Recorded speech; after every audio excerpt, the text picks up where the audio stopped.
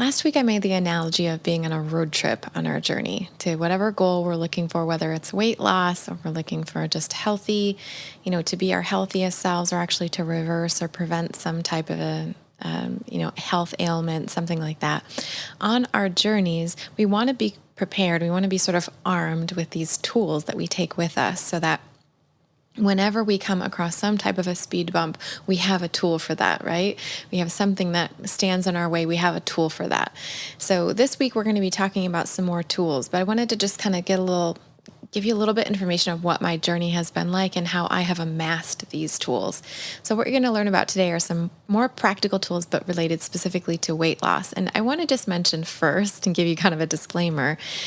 Anything that I ever say on the podcast, on YouTube, or anything like that might not be something that resonates with you, meaning it might not be something that you agree with or that you believe yet, or that you will ever believe.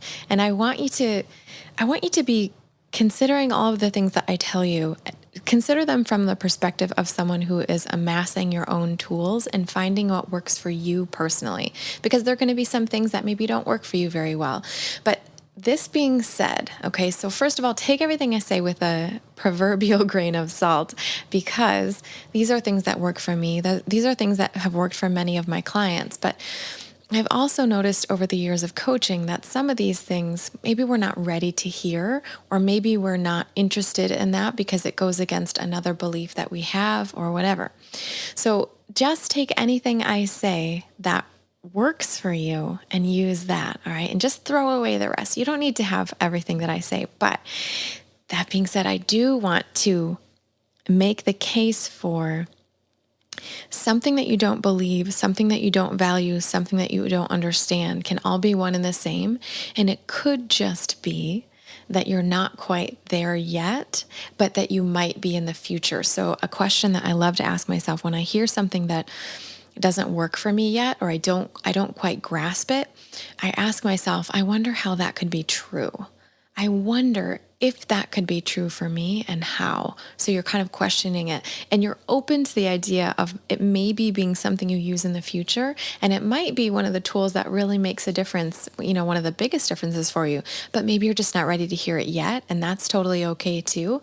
So just being able to discern the difference between the two of things that don't serve you at all, and then things that maybe you're just not ready for yet. We're just working through that all together. All right. So that being said, let's jump in. Hi, I'm Cheri Alberts, and this is the Watering Mouth Podcast, and I'm going to teach you to eat to live, lose the weight, and love the process for good. Episode 4. So last week we talked about the practical food basics of Eat to Live, right? You can go back and review that last podcast because it is full of information, especially if you're a beginner. It gives you such a good rundown. This week, we're going to talk about practical principles as well, but it's going to be related specifically to weight loss. So the things I'm going to tell you about are things that I coach when I'm doing private coaching with a private client. I've been a private coach for the Eat to Live lifestyle for years. Or when I'm doing group coaching, like I group coach in the Eat to Live family. We've got hundreds of people in there all learning to eat to live, and taking advantage of the membership aspect of the affordableness, but then getting actual coaching themselves too. And everyone can kind of crowdsource this coaching. So when I'm coaching someone, these are the actual principles that I use and the tools that I give in the Eat to Live family, in my private coaching practice, and in the Eat to Live Academy, which is my it's an 8-week digital coaching course, which is actually part of the Eat to Live family. It's included. So when you come on board with me, you learn these practical tools. Now, it's interesting because you might have a little bit of a reaction to these tools and think, as I said before, like, I don't believe that one, or I don't want to do that one, or it doesn't seem right for me. But I just want you to think outside the box for a moment, suspend your disbelief. Maybe it might be the thing that actually makes a huge change for you. And there's a reason why I'm giving you these tools here in the very beginning of the podcast, because I find them to be so incredibly helpful. So without further ado, let's talk about some basic principles of weight loss using the Eat to Live lifestyle. So number one, I'm going to give you 3 tools here. There's a whole bunch more that we use in the Eat to Live family, in the academy, and my coaching, but I'm going to give you 3 awesome ones right now that you can get started with right away. Okay, so number one, is this idea of, so I'm going to say this and then I'll explain what it is, a realistic protocol using small shifts. Okay. So, what is this? Realistic protocol, first of all, being so protocol sounds a little bit clinical, and that's actually why I love this word because what a protocol is basically your diet. It's basically what you eat on a daily basis. So, we know part of our protocol we really like to be on the Eat to Live diet is having our G bombs, right? The greens, beans, onions, mushrooms, berries, seeds, and nuts every day for super immunity. But the rest of the protocol that I would like you to create for yourself and consider creating for yourself and just play with it, maybe if you're just getting started out, is find a set of meals that you can eat that will create all these things for you. It will give you all the nutrients you need. It will give you enough calories during the day. It will help you feel satiated, meaning you're going to get enough food, but it will also be low calorie enough that it will help you lose weight. All right. So those are the kind of characteristics of a protocol that we want to put together and that we can use repeatedly. So it's kind of this rinse and repeat situation. We use this protocol and we know every time we use that particular protocol, it works for weight loss for us. Oh, and there's one other part I missed. It's that you actually have to like it too. It has to taste good, has to be delicious. And especially when you're first starting out on Eat to Live, maybe it doesn't taste as delicious to you, but I promise the more you do this, the more you learn these meals, it will become more and more delicious as your body gets back to, the way it used to be when, say, we were toddlers or when we were babies and we were just trying new foods for the first time. We really liked these foods, right? We can get back to that natural state of having natural taste buds that really like natural whole foods without a bunch of salt, oil, and sugar, right? We can get there. And so we want to create a protocol that kind of hits all of these marks for us and also creates the weight loss that we're looking for and getting us to that healthiest goal weight as well. And once we have created a protocol like this and we know that it works, we like how it tastes, then we just work to make 2, 3, 4 protocols like this that we can switch back and forth between. And what I mean protocol, for example, it would be something like the protocol that I have always used for weight loss myself and that we use quite often on our Eat to Live challenges, the free 5-day ones, the longer 21-day challenges, the free 9-day challenge that's on my homepage right now. All of these challenges, I've given you my actual protocol to give you an example of what these are like. So for instance, it would be either breakfast would probably be a smoothie, and these smoothies are huge. They're like 30-ounce smoothies, so they're massive. They have tons of greens. They're based on greens, and then we add some fruit to make them taste delicious. We add some nuts and seeds for nutrient absorption and kind of protein bulk. We might add a little bit of flavoring here and there, maybe some cocoa powder, some vanilla, bean powder, or some type of extract or whatever. And we have a wonderful smoothie. We're probably going to add some ground flaxseed as well. You've got a nice meal that way that will hold you for a long time. Next part of my day is usually a salad. It's always a salad. It's a massive, huge nutritarian salad. And you really want to follow a recipe from somebody who's done Eat to Live for a long time. So that's why these challenges can come in handy. Because when I say big salad, this is the funny part, is like typically people will make this salad that's like a third of what I'm talking about. And they will actually think, oh, I couldn't possibly eat the size salad that you're talking about.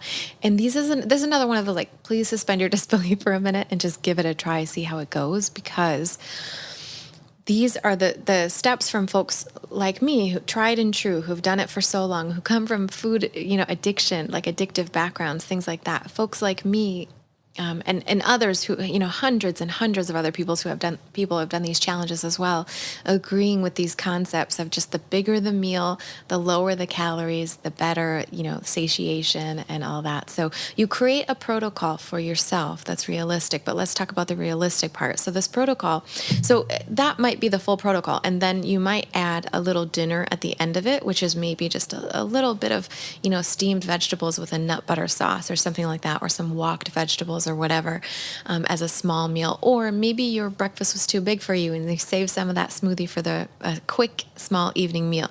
Such a great protocol for weight loss, creates so much satiety because there's so many nutrients and so much fiber.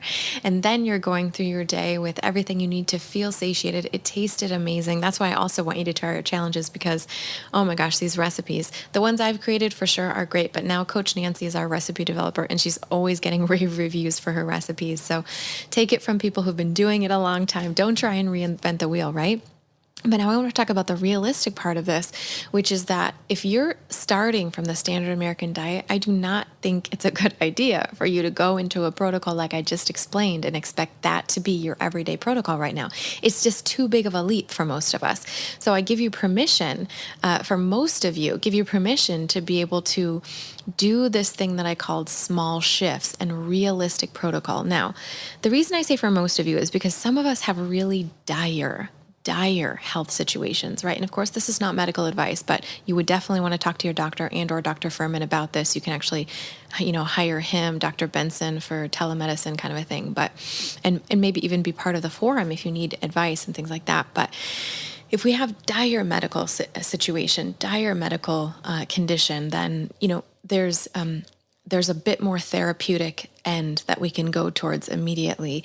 And in some cases, when we're in that type of a situation, we do have a little bit more of motivation in order to change quickly. So that's why that subgroup of folks, if you're in that subgroup of folks, there's still so much hope for you. Oh my gosh, like the best part about it is if you actually have extra motivation in that way and you can just jump into Eat to Live the way I explained and just not look back, man, that really is the way to do it. And you hear so many people that will say 100% is so much easier than 95%, or 100% is so much easier than any other percent smaller than 100%, right? So for those folks who want to jump in a lot faster for whatever reason, if that's just your personality and that's possible for you, great, more power to you.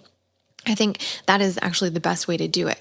But in my experience, for the rest of us who have overeating tendencies, maybe binge tendencies, food addiction tendencies, or anything less than that too, just, some emotional eating or whatever, it can be super helpful for us to do something called a realistic protocol, sort of easing our way in. And I'm not saying like being super, lax about everything. That's not what I'm saying. I'm saying take the protocol you have right now, take the way that you eat right now. Consider it a protocol. Make it super scientific and clinical. Like, this is what I eat. This is my diet. It could be full of a bunch of, junk foods, and that's fine. Whatever it is, it is. Let's just start from where you are, and then let's improve from there. So I think the most effective way, typically when someone is choosing this lifestyle in the beginning, is to do what we call small shifting. And, what we do is make a realistic protocol based on where we are right now and small shift some things. So you might take what you're eating exactly right now. It might be full of a bunch of fast food, and we might small shift our way towards the thought of, well, I'm just going to do 2 meals a day fast food, and then one of them is going to be nutritarian, and I'm just going to work towards shifting that, right? Or it might even just be one ingredient of a meal that you're starting to shift out of. I remember when I shifted out of one of my pregnancies, it was this idea of, I was trying to get over Jif peanut butter because that's my childhood basically, right? So trying to get over Jif peanut butter again for like the 4th time or something. And I small shifted my way through that ingredient by going from Jif to more natural peanut butter with salt. So just minus sugar. Then I shifted a few weeks later to natural peanut butter without salt at all. So it was just roasted peanuts, right? Now it took a couple months for me to wrap my mind around that emotionally, but I did finally make that shift and I haven't looked back. These are the ways that we can make permanent shifts instead of what we try to do or typically do is try to do everything all at once. And like I said, for some of us who have more motivation, that might be the way to go. So there's no judgment towards that. And then there's also hope for us if we do feel like we want to do it a little bit faster. That's totally doable too. And certainly you can, benefit from the help of a coach or a program like the Eat to Live family or whatever as well. But if we do want to kind of take this at our own pace, this really is the best way to do it. Realistic protocol, just shifting a little bit from where we are right now to that new protocol, but with the idea that we're going to keep shifting every 2-3 weeks. Ingredients, thoughts, meals, right? So what I mean by thoughts, so I mean, ingredients, like I said, Jif peanut butter, you're shifting out of that. Meals, for instance, I know after one of my pregnancies, I was really stuck on Starbucks again. So changing the meals from being this fast food to, okay, I'm going to have less of the fast food. Like, so let's say you go from a large of whatever you're eating to a medium of whatever you're eating. And then you go from a medium to a small. And then you change all the ingredients in the small thing that you're now eating so that there's much less sugar or less oil or less salt or whatever. whatever. And then you completely shift out of that food once there's no flavor left because you got rid of all the salt, oil, and sugar, right? It becomes easier and easier that way emotionally to small shift your way out of it. And then small shifting your thoughts as well, your ideas, that you're small shifting your thoughts towards, I think I could be a nutritarian. Like, I want to be a nutritarian. I think I could be. I'm going to try. Right? So you can start there instead of I am a nutritarian, because that is where you want to go, but that's not necessarily a super easy shift to make from I'm somebody who eats standard American diet, or I'm somebody who eats pretty healthy, but I'm not anywhere near a nutritarian, to suddenly I'm a nutritarian. Like that's ideal. I wish that was easy for all of us, right? But that's typically what throws us off, is when we try to be too perfect. We try to be too, that's what makes us fall off. And then that's what makes us give up. Right? So what I'm offering is a way, is a sort of a roadmap for you to be able to small shift your way towards it without it ever feeling overwhelming.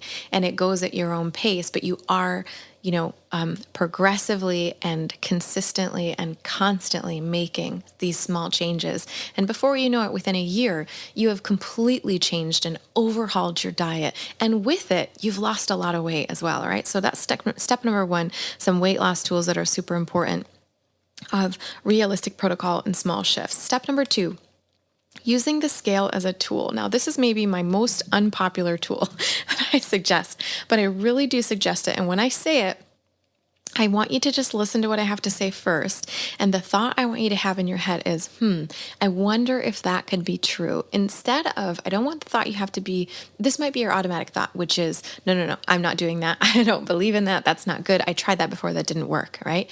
If that's your immediate thought, okay. But then I want you to try to shift towards, okay, she probably knows what she's talking about. So let me just listen, and I'm going to take the next however many months to wrap my head around how this might be true for me. Okay. So here's the tool. It's using the scale, right? The scale to weigh yourself as a tool.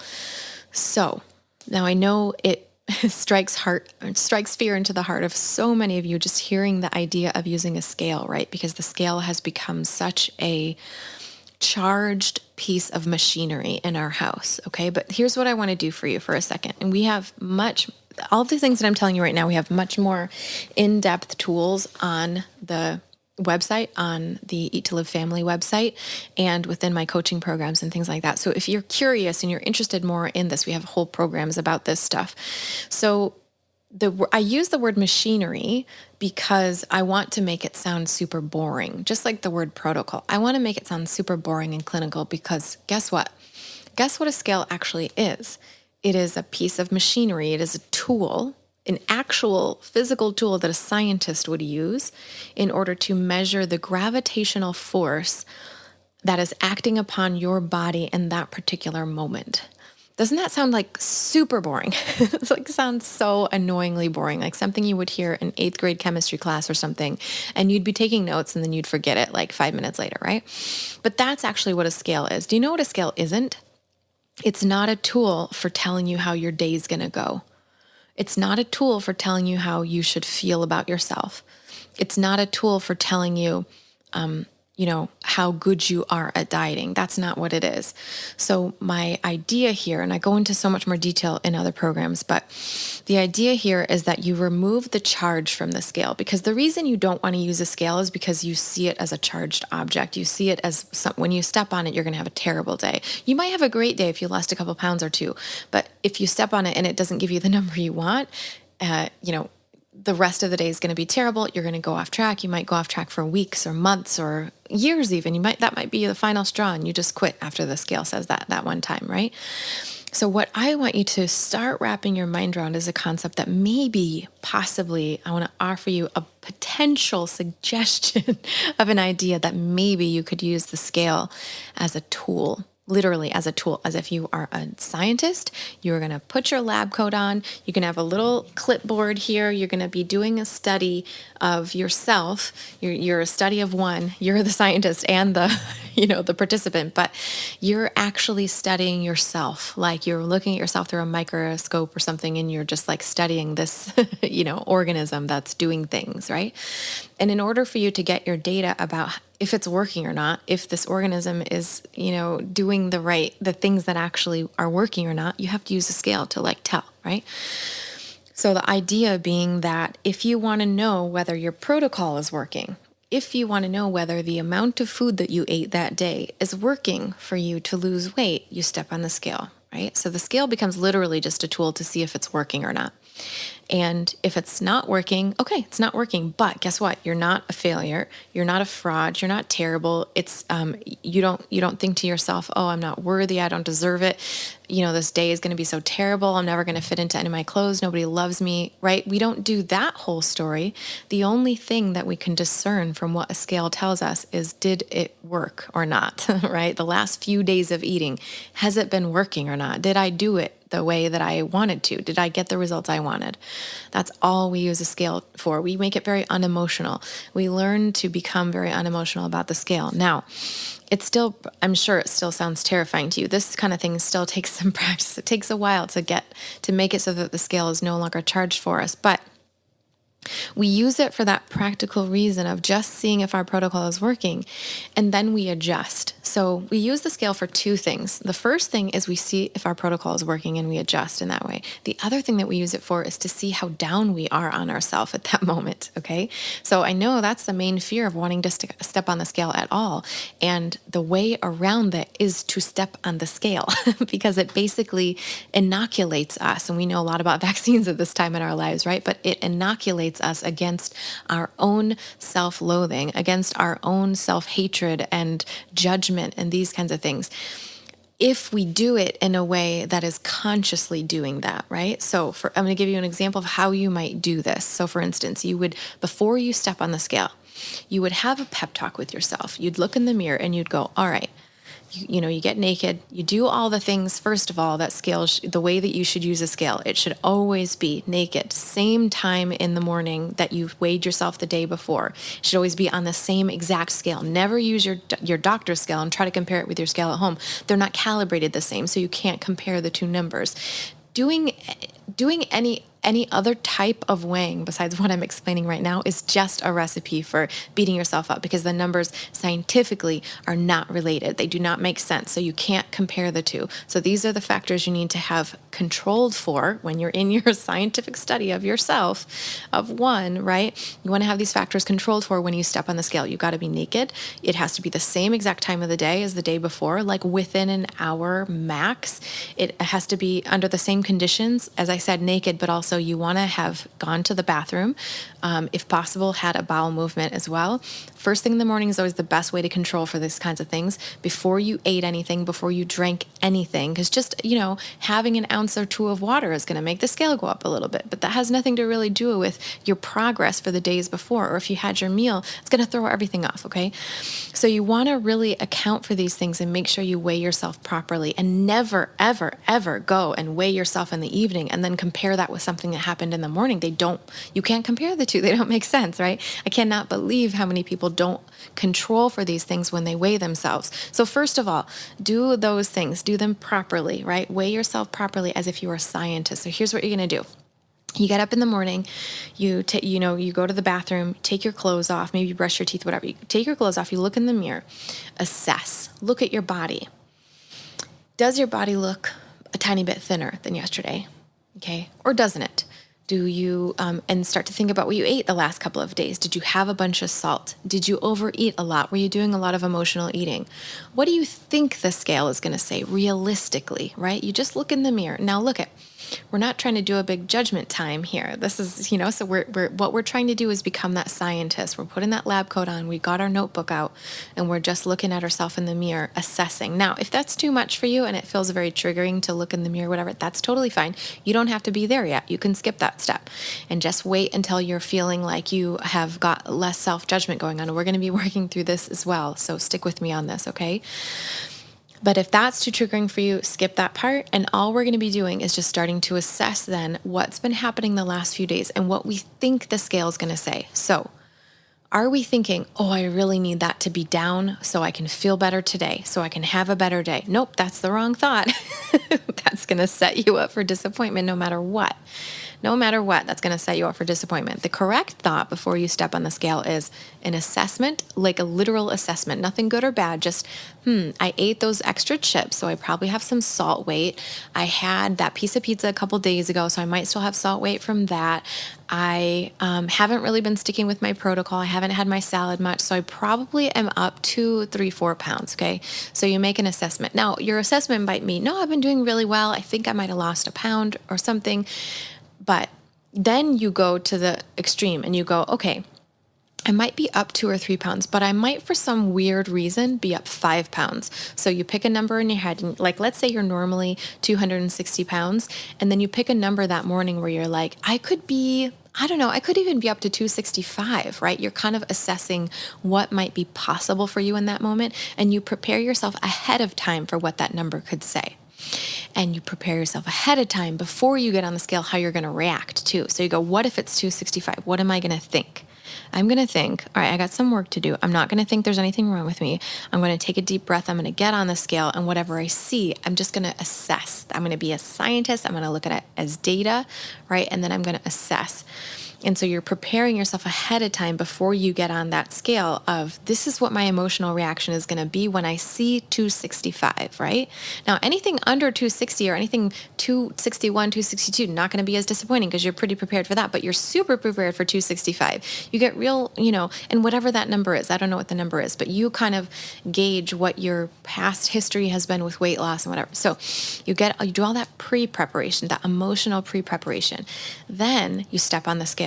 That's the key moment there. That's one of the most, well, all of these important moments are important, but you get on that scale, you see that number, and that is where you choose your reaction. Now, I didn't say that's where you have your reaction. I said that's where you choose your reaction, because this is the moment where you get to go, oh my God, this is the worst thing ever. I don't want to see this. This is terrible. I'm a terrible person. This is never going to happen. I'm the worst. I hate this. I'm the worst day ever. My clothes aren't ever going to fit. I'll never, right? You either get to do that, or you do that automatically, and then you go, whoa, calm down. It's just a number on a scale. It's literally just the gravitational pull right now. There's nothing wrong with me as a person. All this means is that I overate for the last couple of days, and I need to kind of, tighten it up a little bit. No big deal. No judgment here. This is right. So that's what you do when you step on the scale. Also, if the scale goes down, we do not celebrate. That's another super, super important point that I know you're not going to believe yet, because I didn't believe it for a long time until I started really understanding it. Celebration is just as bad as beating yourself up, because celebration means that you are putting meaning to a number on a scale that is not actually there. You're assigning meaning to something. You're making it mean like, oh, I'm really good at this, or this is working, or it's going to work, or whatever. You never know if it's going to work. It's going to work based on how hard you work the next few days, not based on what the number is on the scale, because the number on the scale is literally just a data point. Okay. So step on the scale, you have that reaction, and then you choose your next reaction of how you want to actually take it. And then you get off the scale. Now is where your real work comes in with the mindset for the rest of the day. How do you keep reeling it back in? How do you keep reeling those thoughts back in towards, if it was 265 or it was 268 or whatever, this is what happened. It's like checking your bank account, right?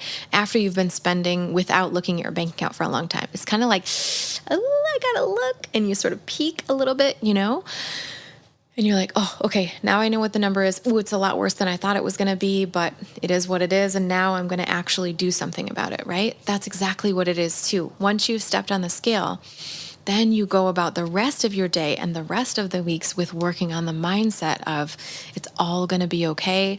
I'm going to use these tools, stick to the protocol, and I'm going to use the scale continually to continuously see how my mindset is doing and how much I'm beating myself up, and I'm going to keep working on that, right? As you're working through it, you get better and better and better. Now, you might not be ready for this, and that's okay.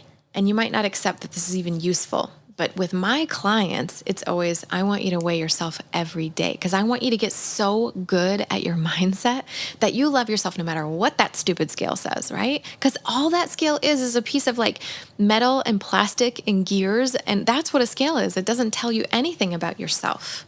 Okay. You tell yourself about yourself. That's what you do, right? The scale just sits there and tells you a number. Okay. So there's that. That's one of the tools that are super important that we use. As I said, throw it out if you don't want to use it right now, but try to wrap your mind around how it might be useful. And the reason it's so useful is because it's going to give you a data about where you're at and where you can go, right? All right. And the last tool that I want to talk about is hunger. And that hunger is your friend, and hunger is also a tool. I'm going to go through this one really briefly. We're going to talk more about this as we go. But what I want you to start to see, because I noticed this in myself in my journey several years ago, and I noticed this with clients all the time, especially in the Eat to Live family, when we really start to get to this nitty gritty of what our fears are and, what's so scary and what's so hard. It always comes out that we're afraid of hunger. We are afraid of hunger, first of all, because of toxic hunger, and it feels super uncomfortable. Toxic hunger being Dr. Furman's word for withdrawal from standard American diet foods or these addictive processed foods. We feel super uncomfortable, lightheaded, irritable, hangry kind of a thing. You have that shaky feeling.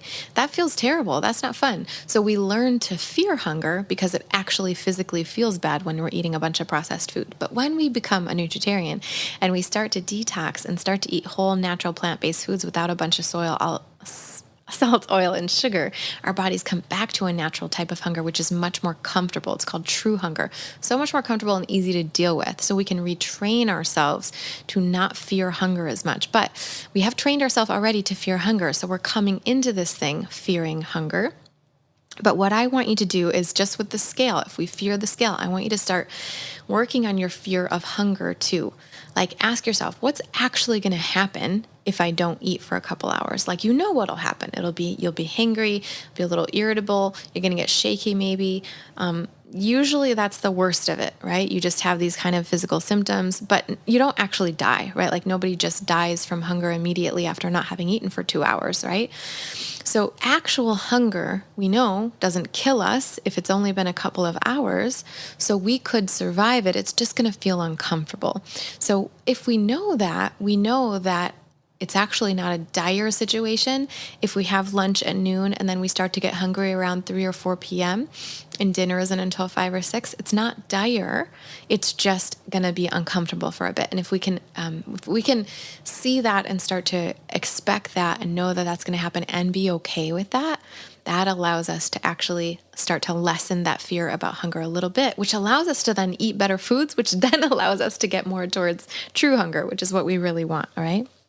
So we use hunger as our friend and we use it as a tool. So hunger is totally neutral. It's not good or bad. It's just a signal. And that's what I want you to think of hunger as. Hunger is a signal, just like a tool is, the scale is just a tool to assess how much gravitational force is pulling on you. Hunger is a tool to assess when do you need food or not, right? So understanding that toxic hunger isn't necessarily the best signal. So it's, in the beginning, it can be a little bit confounded, and we want to know that too. But as we move through it, hunger becomes more of an actual signal for us. It's like a notification on your phone, like, hey, you got a text message or whatever. It's just a tool to alert you that A, you need to eat food pretty soon, and B, perhaps your last meal wasn't big enough. If you can't get past 3, 4, maybe even 5 hours to your next meal, your meal probably wasn't big enough, and you need to learn how to make bigger meals. And by that, I mean lower calorie, higher nutrient meals. So bigger salads, more greens, right? Bigger smoothies with more greens, or these kinds of meals where you're having a bowl of walked vegetables or something with less grains and more veggies, always towards the non-starchy veggies when possible, towards non-starchy, non-grain type foods, more vegetables. So that will really help with the hunger as well. And this is just a transition. So the other two things, there's 2 questions I want you to ask yourself, and this is just to start working with. I want you to ask one question all day long is, am I hungry? First of all. Now there's a difference between hunger and craving, and that's something that I really want you to start thinking about. If you only want a specific type of food, like you just want an apple, or you only want a pancake, or you only want a burger, and if I were to say, here's 5 raw carrots, eat these. If you were like, I don't want those, you are craving, right? You might also be hungry, but you're definitely craving. And craving is not a useful it's not a useful tool to like use for hunger, right? So what we want to be able to retrain our brain to doing is understanding if I set down a big plate of steamed vegetables and a nice, nut butter sauce over it, would you eat that? And do you think it would satisfy you? Now, if you think it wouldn't, then you definitely have some craving going on as well, right? You've got some toxic hunger going on as well. But when we can get ourselves cleared out, when we get ourselves cleaned out, we get to that place where yes, we are hungry enough to where a big plate of vegetables, I would just devour those vegetables, right? Then you know you're hungry, kind of a thing. So first we ask ourselves at all times, like, am I hungry or am I just craving? So am I hungry is super useful because let's say we had our salad at noon and then we were starved by 3 p.m. That salad wasn't big enough, okay? We need a bigger salad with more greens. Greens compact down to nothing in the stomach. So you can eat like so much greens and not be overly full. So you make these massive salads and then what that does is gives you so much nutrients and so much fiber that you can now get 4, 5, 6 hours between meals because you had such a, not like a large, huge salad that it was just, your stomach hurt, you were so full. It's like it just gave you so much fiber, right? So that's the difference there. So you ask yourself all the time, am I actually hungry or am I craving? That's a really good thing to know. And when we realize that we're just craving, we shut off the thoughts on there. We're like, okay, it's cool. I'm craving. I don't need to eat. I only eat when I'm truly hungry, okay? The other question we ask ourselves is, am I full? Which is so huge to be asking yourself during a meal, have I had enough? For me, when I feel like I'm getting full, the meal stops tasting as good as it did when I started eating. If you're truly hungry when you eat, and Dr. Furman is always saying hunger is the best sauce. If you're truly hungry when you go to eat, anything you eat is going to taste amazing. Even a pile of steamed vegetables or raw vegetables without any dip or anything, that is going to taste so amazing to you if you're truly hungry. And so as you're eating, you start to eat this food. You've been eating 4, 5, 6, 10, 12 bites, 15 bites. And suddenly you start to get this thought of like, this doesn't taste so good. It doesn't taste as good as it did before.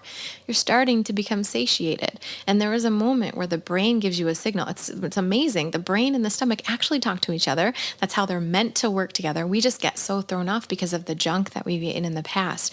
When we're starting to get cleared out, that's when we start to have an actual signal from the brain that goes like, I don't want it anymore. Like you just physically don't want it anymore, right? Now there's a difference between this is the tricky part, difference between being satiated and having had enough and not wanting it because you're not used to the salt and oil and sugar level, right? So that can be the tricky thing in the beginning, but that just takes practice, right? So we get better and better and better at that. And we become more, we start to love natural foods more when we are getting used to this. We've been through it for a few months as well. So it starts to get easy, I'd say, after first month 1, 2, 3, it starts to get so much easier to be able to love these foods. Okay, so using those questions, the question, am I hungry and am I full all the time, is going to naturally allow us to start working towards learning how to not overeat. And that's probably one of the, as we talked about last week, one of the most important parts of the Eat to Live diet is learning how not to overeat, not eating for emotional reasons, not eating just for a super full feeling like, we used to be used to when we ate all the processed foods, because we always need so much quantity just to make ourselves feel better because there wasn't enough nutrients. And now we're trying to just learn how many nutrients and how much fiber do we really need in order to feel satiated. It's a very different equation, but we can get there if we just keep trying, okay? So those are some practical tools, 3 practical tools that you can use on the weight loss side of things, using hunger as a friend and as a tool, using the scale as a tool, and also making a realistic protocol for yourself and using small shifts to progress throughout that protocol and throughout your weight loss and healthy eating journey, okay? Thank you so much for listening to this one. I hope that you got so much out of it. Are you following me on social media yet? Make sure you do so you never miss a beat. Search for The Watering Mouth on Instagram, Facebook, and YouTube, and join my free and totally private Facebook group. Just search for Eat to Live High Nutrient Lifestyle. We can't wait to see you there.